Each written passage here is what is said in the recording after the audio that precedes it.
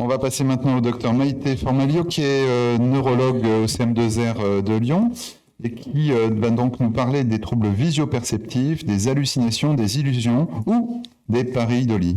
Merci Maïté. Bonjour à tous. Je suis neurologue en consultation mémoire, mais aussi dans le service de neurocognition et de neuro-ophtalmologie. C'est pour ça que je vais vous parler un peu plus des aspects visuels de la maladie à corps de Lévy. Alors voici le plan de la présentation. Pour commencer, il faut qu'on dise 2-3 mots de neuropsychologie avec une description un peu précise du profil de l'atteinte dans la maladie à corps de Lévy. On parlera de l'atteinte sous-cortico-frontale et des troubles neurovisuels. Puis après, on rentrera plus dans le vif du sujet avec les hallucinations visuelles, les illusions et les pareidolies. Alors, dans la maladie à corps de Lévy, l'atteinte cognitive est assez complexe, diffuse, mais typique. Vous avez d'une part l'atteinte sous-cortico-frontale et d'autre part ce qu'on va appeler les troubles neurovisuels. L'atteinte sous-cortico-frontale fait référence à l'atteinte de l'attention et l'atteinte des fonctions exécutives. Si vous faites un bilan neuropsychologique, on retrouvera un trouble de la mémoire de travail, des fluctuations au niveau de l'attention, un ralentissement cognitif, une diminution des capacités de planification, notamment au niveau visiographique, des troubles de programmation et une mauvaise flexibilité mentale. Dans la vie du patient, cela se traduit par une diminution des capacités de concentration au quotidien, pendant les activités, pendant les discussions, des fluctuations de cette concentration avec des moments où le patient est moins vigilant ailleurs, une lenteur, des difficultés d'organisation dans la vie de tous les jours, dans le planning, les activités, et une baisse des initiatives avec en conséquence un repli sur soi. Ces symptômes, ce déficit de l'attention, cette atteinte des fonctions exécutives sont le reflet d'une atteinte du cortex frontal et des réseaux sous-corticaux, donc des régions plutôt antérieures du cerveau. Dans les troubles neurovisuels, on met les troubles visio-perceptifs, les troubles visio-spatiaux, les troubles visio-moteurs. Les troubles visio-perceptifs font référence à des difficultés à reconnaître, identifier, percevoir les objets. Les troubles visio-spatiaux font référence plutôt à des difficultés à identifier la relation spatiale entre les objets. Quant aux troubles visio-moteurs, ils correspondent à des difficultés d'organisation, de coordination des éléments visuels pour aboutir à une réponse motrice adaptée. Dans la vie du patient atteint d'une maladie à corps de Lévy, cela se traduit par une gêne visuelle et des difficultés au niveau des gestes. Ces troubles neurovisuels ou ces troubles visuels d'origine centrale liés à une atteinte du cerveau et non pas une atteinte des yeux sont plutôt liés à un dysfonctionnement des régions postérieures du cerveau. Ces troubles visuels d'origine centrale sont liés à l'atteinte de différentes régions du cerveau, mais il y a en particulier 2 voies principales qui sont concernées. Vous avez... Ah pardon, je vais trop vite. Je ne sais pas si j'ai une flèche. Ouais. Vous voyez, vous avez ici la voie dite occipito-pariétale, qui est la voie dorsale ou la voie du OU, qui, si elle est atteinte, sera plutôt responsable de difficultés visio-spatiales et visio-motrices. Si c'est la voie occipito-temporale ou ventrale ou voie du quoi qui est atteinte, les difficultés seront plutôt d'ordre visio-perceptif. Dans la maladie à corps de Lévy, on peut avoir les deux, mais les troubles perceptifs sont les plus fréquents. Si on rentre plus dans le détail, en cas d'atteinte occipito-pariétale ou pariétale, vous aurez différents symptômes. Le syndrome dorsal ou l'atteinte occipito-pariétale pourra générer des troubles de la perception élémentaire, des difficultés à percevoir le mouvement, la profondeur ou l'orientation.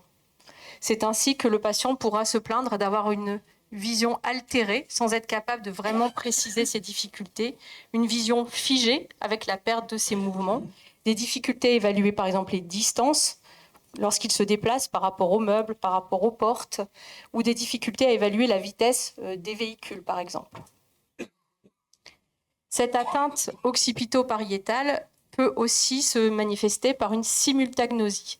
C'est une incapacité à percevoir une scène dans son ensemble. Dans la vie de tous les jours, ça peut amener à des difficultés, par exemple, pour décrire une photo. La personne verra la photo, pourra la décrire morceau par morceau, côte à côte, mais avec des difficultés à faire une synthèse globale de ce qui est vu. Ça peut se traduire aussi par des difficultés à dénombrer des objets, avec en fait une tendance à recompter des objets, par exemple, déjà comptés. C'est ce qu'on appelle le revisiting. Ça peut se manifester par des difficultés à utiliser une calculatrice ou un téléphone portable, avec des difficultés dans l'utilisation des touches. Cette simultagnosie peut aussi amener à des difficultés pour identifier, par exemple, des images ou des objets superposés, avec ces difficultés dans le relief. Il peut y avoir des difficultés pour lire, pour recopier un dessin. Si l'atteinte est pariétale, les difficultés seront alors plus gestuelles. On parle d'apraxie constructive quand il y a des difficultés, par exemple, pour recopier un dessin. D'apraxie, par exemple, d'habillage également. Cette atteinte pariétale peut générer des difficultés aussi de lecture et d'écriture. On parle de dyslexie, dysgraphie, qui sera en l'occurrence spatiale, du fait de l'atteinte de la spatialité. Pour la lecture, ça peut se traduire par des difficultés pour suivre la ligne, avec la perte de ligne d'une ligne à l'autre. Le patient se met alors à suivre avec le doigt ou utilise une règle pour ne pas perdre le fil de la lecture. En ce qui concerne l'écriture, elle sera désorganisée au niveau spatial. Vous aurez l'axe de l'écriture qui sera perturbé ou des espacements anormaux entre les lettres, entre les mots ou des duplications de jambage.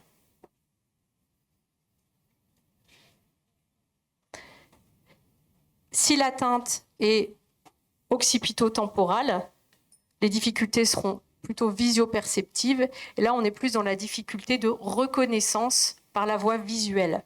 On parle d'agnosie visuelle des objets, lorsque la personne a des difficultés à reconnaître des photographies d'objets, mais voire même des objets réels. On parle d'agnosie visuelle des visages ou prosopagnosie, quand la personne a des difficultés à reconnaître alors d'abord des visages de célébrités sur des photos, puis des photos de personnes de l'entourage, puis des personnes réelles de l'entourage. Enfin, il peut y avoir une agnosie visuelle des lieux, avec des difficultés à reconnaître des bâtiments pourtant connus ou des itinéraires également connus. Ce qui est compliqué dans les symptômes neuropsychologiques de la maladie à corps de Lévy, c'est qu'ils sont intriqués avec d'autres symptômes spécifiques de la maladie, et notamment les troubles moteurs, et en particulier le syndrome parkinsonien, qui rajoute de la lenteur, du tremblement, de la maladresse gestuelle, de l'instabilité à ces difficultés neuropsychologiques. Les troubles moteurs, eux, sont liés plutôt à l'atteinte des noyaux gris centraux. Enfin, les troubles de la vigilance, les fluctuations de la vigilance, qui font partie intégrante de la maladie, qui font même partie des critères diagnostiques de la maladie, aggrave encore, modifie encore les symptômes neuropsychologiques, puisqu'ils génèrent des périodes de somnolence où la personne est ailleurs, sans conscience de ce qui se passe autour de lui, avec des périodes notamment d'étourderie. Et là, c'est plutôt l'atteinte du tronc cérébral qui sont responsables de ces fluctuations de vigilance. Il existe de nombreux tests pour identifier les troubles visio-spatiaux et visio-perceptifs lors du bilan neuropsychologique. Je vous ai mis ici la VOSP, qui est finalement celui qui est pas mal utilisé en France parce qu'il est assez facile de réalisation, parce qu'on se rend facilement compte que les tests très aboutis, très compliqués, comme la Borb, le Benton visage, le Benton ligne, sont des tests qu'on n'arrive pas forcément à faire à la personne, parce qu'ils sont vraiment trop difficiles et une grande source de stress. Alors ici, dans la VOSP, vous voyez, on peut identifier des troubles visio-perceptifs si on a des difficultés pour identifier des lettres incomplètes, des formes, des silhouettes. Ou on peut identifier des troubles visio-spatiaux s'il y a des difficultés pour compter des points, localiser des chiffres ou analyser des cubes, par exemple.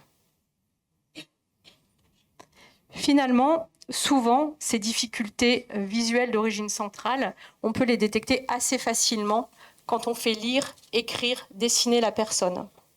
Et parfois, d'ailleurs, c'est les seuls tests qu'on arrive à faire, les tests neuropsychologiques plus poussés étant trop compliqués. Alors, je vous ai mis ici quelques productions de patients atteints de maladies à corps de Lévy qu'on m'a gentiment prêtées pour la présentation. Vous avez ici surtout de l'apraxie visio-constructive avec des difficultés à recopier des dessins. Alors, tout d'abord, des figures assez simples, enchevêtrées, mais également des figures plus complexes, la figure de Ray, Et les difficultés de recopiage de cette figure sont de deux types. Il y a à la fois des difficultés de programmation, avec des difficultés à savoir comment il faut organiser ce dessin. Normalement, on commence par l'extérieur et puis on rajoute après les détails. Et ce recopiage est également compliqué du fait de difficultés avec la spatialité, la personne ayant du mal à identifier où elle doit mettre les détails.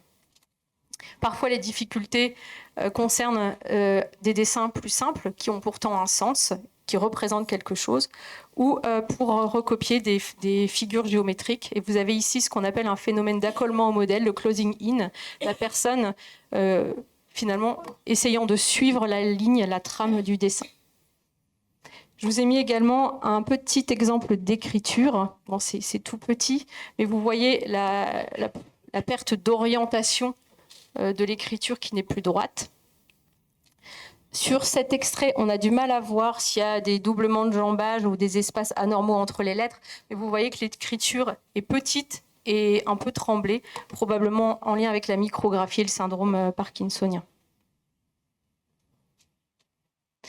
Si on prend autant de temps à évoquer ces troubles visuels d'origine centrale, les troubles visio-perceptifs, c'est qu'en fait, ils sont, et on l'a vu dans la présentation précédente, très importants. Ils font probablement le lit des autres manifestations visuelles que sont les hallucinations et les illusions. Alors, les hallucinations visuelles.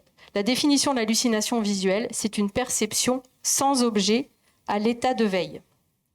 J'ai mis à l'état de veille parce qu'en fait, il faut les distinguer des expériences hallucinatoires qui sont normales au moment du sommeil, à l'endormissement et à l'éveil. C'est ce qu'on appelle les hallucinations hypnagogiques et hypnopompiques.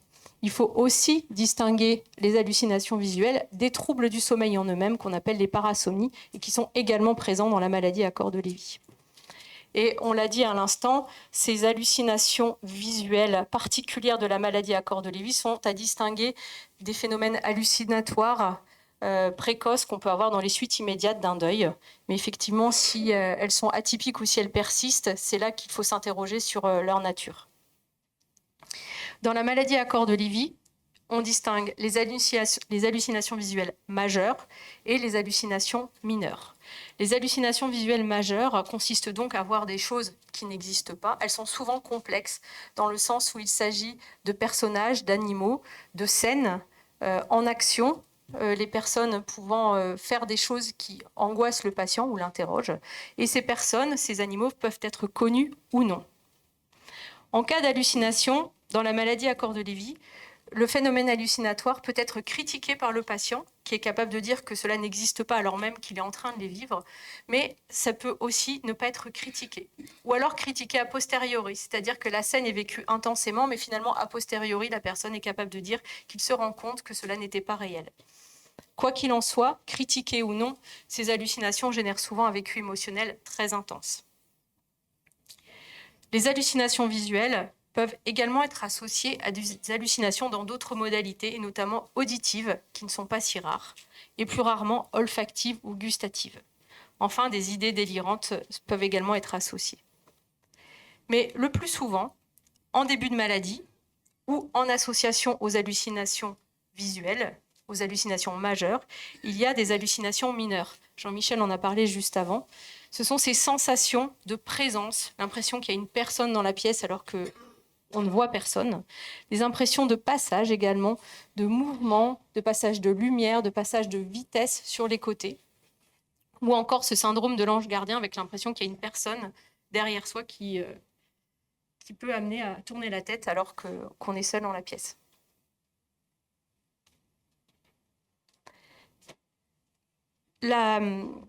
Ces hallucinations, majeures ou mineures, peuvent être présentes très précocement, dès le stade prodromal de la maladie.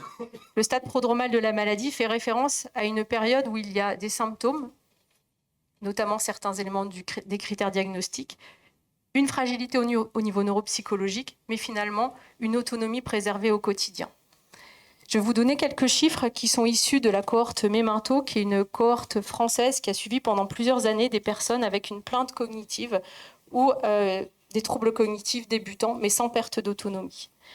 Cette cohorte nous apprend que les hallucinations mineures, donc ces sensations de présence, passage, sont présentes dans un quart des cas dans la maladie à corps de Lévy au stade prodromal. Donc c'est très fréquent comme symptôme. Les hallucinations visuelles à proprement parler sont un peu plus rares, mais elles sont quand même présentes dans 18% des cas.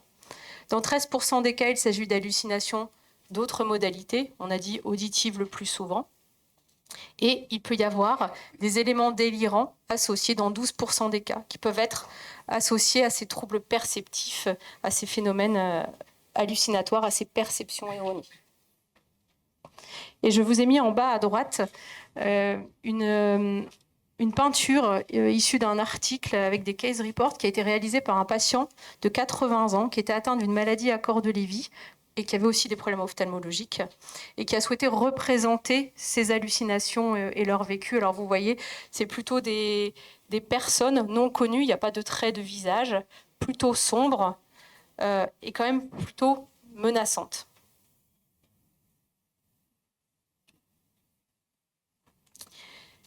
Ces hallucinations visuelles, dans la littérature, sont volontiers associées à l'âge. Plus la personne est âgée, plus elle est à risque d'hallucinations visuelles. Elles sont corrélées aux troubles visio-perceptifs, dont on a parlé tout à l'heure, et à leur sévérité, et surtout aux troubles attentionnels. Elles sont favorisées par le faible éclairage, ce qui fait penser à une participation visuelle, ophtalmologique, et parfois par les traitements anti-parkinsoniens qui peuvent favoriser la confusion et les hallucinations.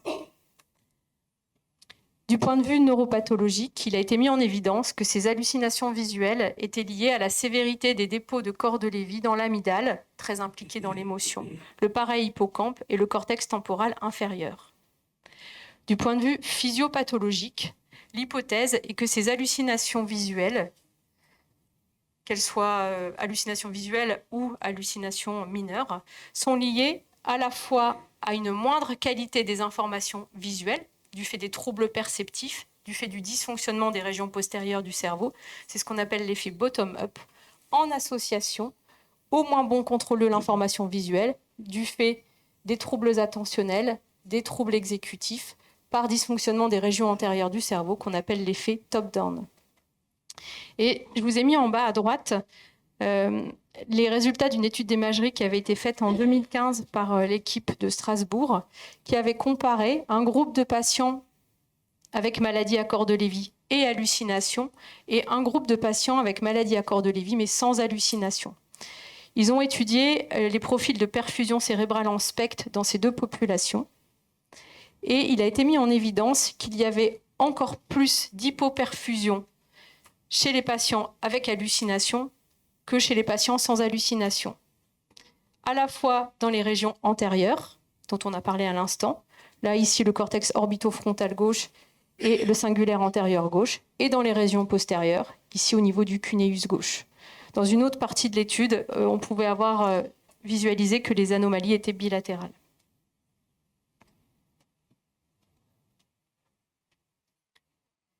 Les illusions visuelles sont différentes, mais ont quelques points communs avec les hallucinations visuelles. Il s'agit là, non pas de perception sans objet, mais d'erreur d'interprétation d'un stimulus visuel réel. Il y en a plusieurs types. Alors vous connaissez les illusions physiologiques, c'est ce qu'on appelle les illusions d'optique. C'est l'image qui trompe l'esprit et qui est liée au fait que la vitesse de traitement de l'information par les yeux et par le cerveau n'est pas tout à fait identique. Alors elles sont physiologiques, même si elles peuvent être favorisées par l'anxiété. Alors vous avez les illusions visuelles de mouvement, les illusions visuelles de taille. Les deux cercles là, normalement, on n'en a pas l'impression, mais font exactement la même taille. Ou encore des illusions de distorsion. Les droites, pareil, on n'en a pas l'impression, mais elles sont parallèles. Dans la maladie à corps de Lévy, les illusions sont pathologiques. Elles sont liées à une mauvaise perception d'une image ou d'un objet par le cerveau. Elles sont aussi présentes dans 12% des cas au stade prodromal. Il y a moins de littérature à ce sujet parce qu'elles sont plus rares, moins bien décrites et parfois difficiles à distinguer des hallucinations visuelles auxquelles elles sont également parfois associées. Donc on a un petit peu tout. Elles aussi sont favorisées par les troubles perceptifs et le mécanisme est probablement le même que celui des hallucinations, avec peut-être un retentissement comportemental psychiatrique un peu moindre.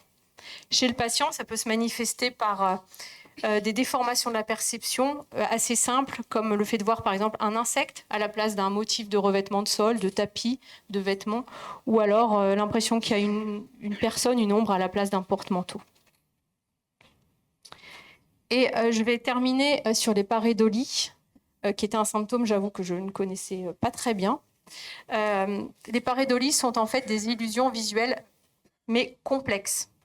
Elles consistent à percevoir de manière déformée des objets en être animés, à type de personnes, à type d'animaux. Pareil, les pareidolies peuvent être physiologiques. Alors, elles peuvent être favorisées par une mauvaise qualité de l'objet qu'on voit, une mauvaise qualité visuelle, par l'imagination, par l'anxiété, par des problèmes visuels. Et vous avez tous vu des visages, par exemple, dans les nuages. Ça, tout le monde connaît cette pareidolie. Mais elles sont particulièrement représentées dans la maladie à corps de Lévy, et notamment au stade prodromal. Elles sont associées aux hallucinations visuelles, aux fluctuations, aux troubles visio-perceptifs et de manière globale aux troubles cognitifs. Donc le mécanisme est probablement le même que les hallucinations et les illusions. Et à titre d'exemple, je vous ai mis à gauche, ici en bas, une pareidolie publique qui consiste à voir des visages dans un sol rocheux de Mars pris en photo par une sonde spatiale en 1971, je crois. Alors, vous êtes d'accord, on a l'impression qu'il y a des visages. Cette image a été reprise en photo avec une meilleure résolution a posteriori et on ne reconnaît plus du tout les visages. Donc il y a bien un rôle de la perception visuelle primaire dans ces phénomènes de pareidolie. Dans la maladie à corps de Lévy, ce sera plus simple, ce sera plutôt des visages dans des prises, dans des cravates ou alors dans des fleurs. En conclusion, vous l'avez vu, dans la maladie à corps de Lévy, tout est intriqué.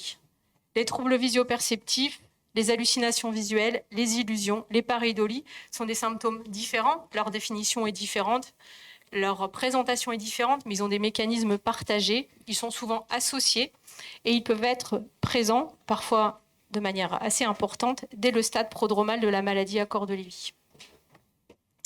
Il peut s'agir de symptômes légers, peu invalidants, mais qui peuvent également être difficiles à comprendre, angoissants, avec un retentissement comportemental important, ce qui en fait des symptômes parfois complexes à gérer. Le traitement de ces symptômes sera lié à son retentissement comportemental et sur le moral. Si le symptôme est léger, parfois le fait de l'expliquer au patient lui permet de les canaliser, de les mettre à distance. C'est ce qu'on appelle la psychoéducation. Mais les anticholinésterasiques, comme le donépézil ou la rivastigmine, peuvent être intéressants si les hallucinations visuelles notamment sont envahissantes, source d'angoisse, de troubles du comportement. Alors il faut avoir recours aux antipsychotiques, notamment la clozapine, les neuroleptiques de première génération, vous le savez, étant à éviter. Et dans tous les cas, qu'il s'agisse de la maladie à corps de Lévy ou simplement du vieillissement physiologique, il y a des mesures préventives de ces troubles qui peuvent être proposés, avec notamment une augmentation de la luminosité en fin de journée, qui peut être aidante pour diminuer ces troubles perceptifs. Bien entendu, il semble pertinent d'essayer de corriger autant que possible toute pathologie ophtalmologique qui pourrait être associée et majorerait les troubles visuels, notamment cataracte, glaucome, DMLA. La baisse d'acuité visuelle ayant été prouvée comme augmentant le risque d'hallucination visuelle de manière aspécifique. Afin de limiter l'isolement sensoriel, la correction de l'hypoacousie, j'enfonce une porte ouverte, mais reste une prise en charge fondamentale de la fragilité. Et comme on a vu que les troubles de l'attention, les fluctuations de vigilance impactaient également ces phénomènes visuels, on peut imaginer que prendre en charge le sommeil, essayer de l'améliorer, de le rendre le plus réparateur possible, sera aidant dans ces phénomènes visuels. Et détourner l'attention, stimuler au niveau cognitif, semble également une piste intéressante pour essayer de limiter le retentissement de ces manifestations visuelles. Je vous remercie de votre attention.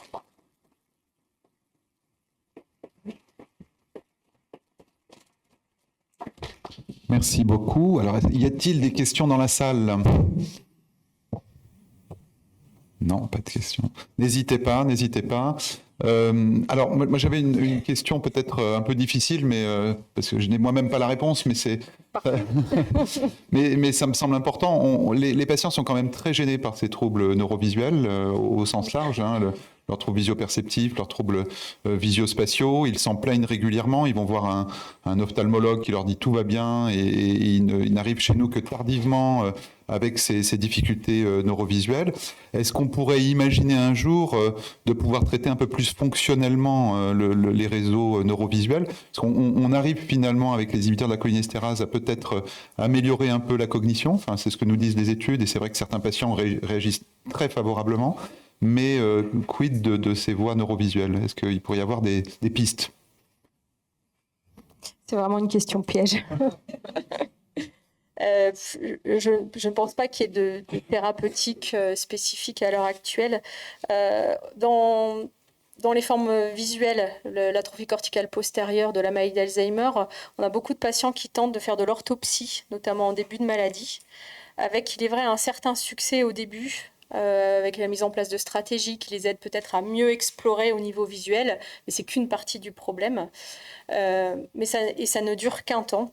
Mais il faut prendre en compte le fait que les séances d'orthopsie sont extrêmement fatigantes et sollicitantes au niveau attentionnel, et je pense que c'est difficile, alors on peut toujours les proposer, les essayer, mais je pense que c'est beaucoup plus difficile pour une personne qui a une maladie à corps de Lévy de s'astreindre à ce type d'exercice, les troubles attentionnels en rajoutant une couche.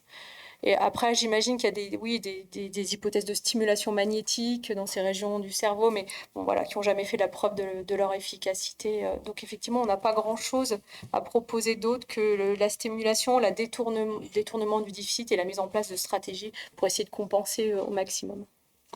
Je crois qu'il y avait une question au fond. J'ai vu une main se lever, oui. Tout au fond, tout au fond.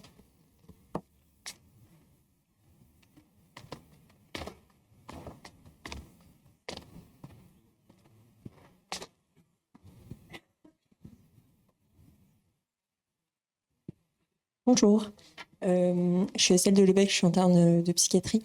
Ma question par rapport aux perspectives que vous présentiez pour améliorer justement avec l'augmentation de la luminosité en fin de journée, ma question aurait été par rapport aux patients qui généralement du coup ont aussi des troubles du sommeil et pour lesquels on essaye du coup de réguler le rythme caméral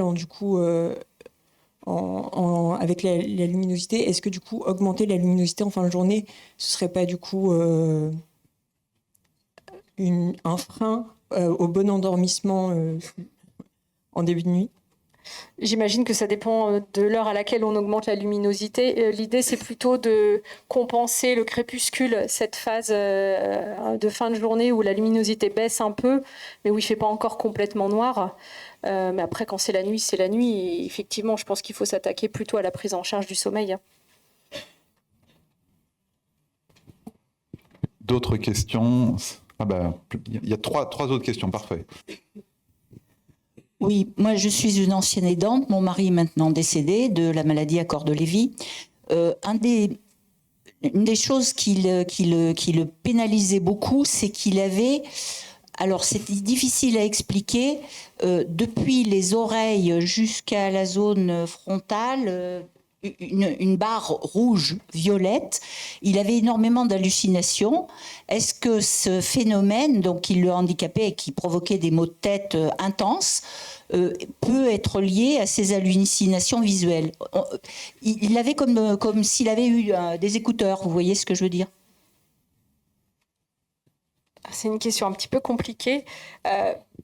Je pense que le problème de cette maladie à corps de Lévy, c'est qu'elle est très compliquée et que tous les symptômes sont intriqués.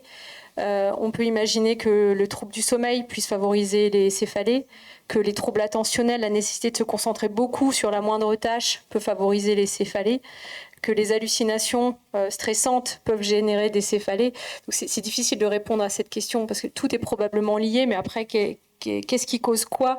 C'est très très difficile de répondre à cette partie-là de la question. Je me permets juste un complément de réponse, parce que c'est une question difficile, la vôtre, on a rarement ces symptômes-là, mais néanmoins on peut s'interroger sur un phénomène dit neurovégétatif, le système, parce que vous voyez, vous avez vu cette barre rouge, c'est ça, des oreilles?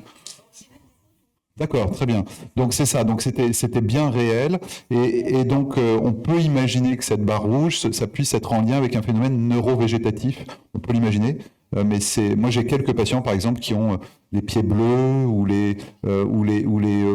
d'autres choses qui sont de l'ordre du neurovégétatif. Si vous avez les photos, on est intéressé.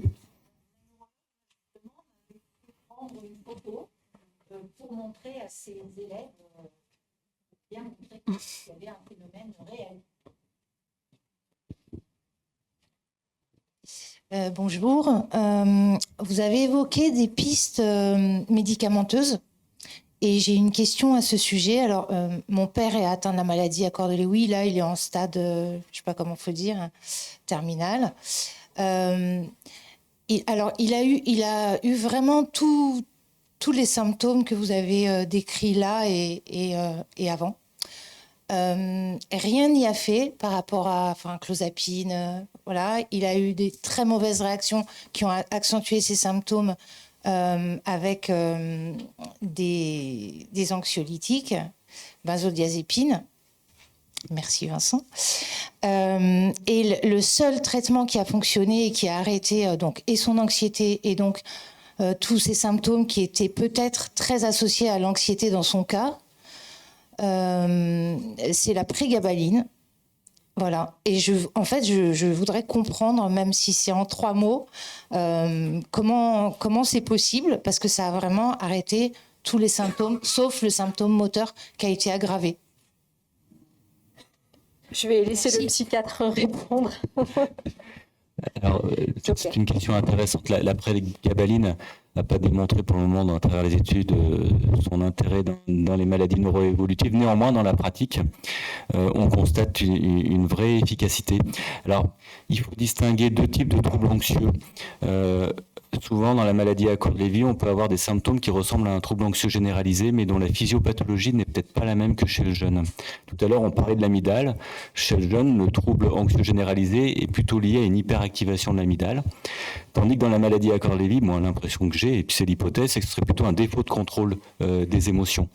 Et il se trouve que la prégabaline semble ne pas trop mal fonctionner sur ce système-là. Et donc, en canalisant mieux l'anxiété, peut-être que ça diminue l'expression de cette angoisse d'un point de vue comportemental et visible de l'extérieur.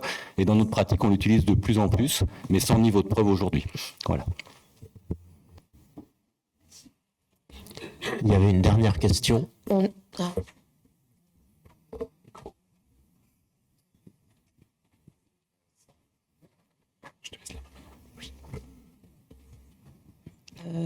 Donc, mon mari a la maladie à Courte-Lévy. Et en fait, je ne sais pas si c'est une illusion visuelle. En fait, le problème de sosie, c'est-à-dire qu'à un moment donné, il va me reconnaître, et à un autre moment donné, il va me dire où est ma femme, quoi. Et en fait, c'est très problématique à vivre. Et on ne sait pas trop comment ça se situe. Est-ce que c'est un truc psychiatrique ou est-ce que c'est comment il faut réagir par rapport à ça? Alors, ce que vous décrivez, c'est un symptôme qui est assez classique dans la maladie à Courte-Lévy. Oui. J'avais fait une diapo à ce sujet, mais je l'ai enlevé. Ça s'appelle le syndrome de Capgras. Voilà, oui, c'est ça. C'est à mi-chemin entre les troubles perceptifs, les hallucinations et puis les idées délirantes. C'est lié à des difficultés d'identification des personnes, le plus souvent les dents principales. Donc une baisse de familiarité qui amène à ce qu'on appelle un phénomène de réduplication et l'impression que cette personne est un sosie. Voilà, c'est ça. Donc en fait, il vous reconnaît comme étant une personne qu'il connaît, mais pas suffisamment pour vous identifier comme son épouse. Donc il a l'impression que vous êtes une autre épouse, un sosie. Voilà. Et il a la même chose sur les lieux. Ça peut arriver avec les lieux également. Il pensait qu'une ville, on a traversé une ville, et il pensait qu'il y avait une deuxième ville qui est apparue. La même chose, mais en 2. Ouais. Une toute dernière question, parce que je ne veux pas entraîner de frustration. Il y a quelqu'un qui lève la main depuis un moment. Question. Oui, c'est vous, madame, vous ne retournez pas. Question brève, réponse brève, s'il vous plaît. Oui, merci, bonjour. C'est en rapport avec ce que vient de dire Madame juste avant. La différence, c'est que ma mère voit des personnes dans la rue et elle dit, donc elle a 90 ans, hein, et elle dit c'est Pierre que j'avais comme élève à l'école Montessori, donc dans les années, vous imaginez bien. Ou bien l'autre jour, elle avait aussi retrouvé mon enseignante de CE2. Enfin voilà. Est-ce que ça a rapport avec ce syndrome que vous avez décrit? Alors, peut-être, il y a peut-être un lien, ça s'apparente peut-être plus à des fausses reconnaissances, ce que vous décrivez, mais le mécanisme est un petit peu partagé entre l'idée délirante et les difficultés d'identification, la perte de familiarité.